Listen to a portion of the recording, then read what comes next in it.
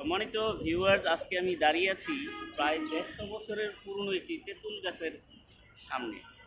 এই তেঁতুল গাছটি 150 বছর যাবৎ কালের সাক্ষী হয়ে আছে রমনা পার্কে। বহু বছর পূর্বে গ্রামের বিভিন্ন জায়গায় অনেক বড় বড় তেঁতুল গাছ ছিল। কালের পরিক্রমায় মানুষ এই মহামূল্যবান তেঁতুল গাছগুলো কেটে ফেলেছে। কথিত আছে তেঁতুল গাছের নিচে বদ জিনির আনাগোনা থাকে। এই গাছের ঢালপালা অনেক বেশি হওয়ায় বটবৃক্ষের ন্যায় চারদিকে অনেক জায়গায় ছড়িয়ে পড়ে।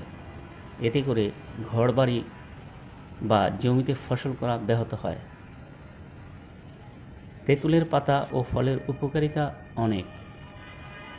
তেঁতুল পাতা সাধারণত ভেষজ চা বা অন্যান্য খাবারের সাথে মিশিয়ে খাওয়া যায়।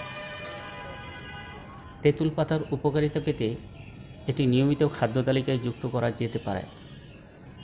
তেঁতুল পাতা শুকিয়ে গুঁড়ো করে সংরক্ষণ করা যায়।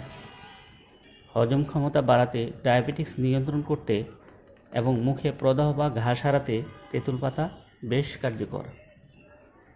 পাতার পাশাপাশি তেঁতুলেও অনেক উপকারিতা রয়েছে। এটি একটি জনপ্রিয় ফল যা স্বাদের জন্য পরিচিত। এটি স্বাস্থ্যকরও বটে। হজম শক্তি বাড়াতে, রোগ প্রতিরোধে এবং ত্বক উজ্জ্বল করতে সাহায্য করে তেঁতুল। উচ্চ রক্তচাপ কমাতেও তেঁতুলের ভূমিকা অপরিসীম। তেঁতুল কাঁচা ও পাকা দুভাবেই খাওয়া যায়।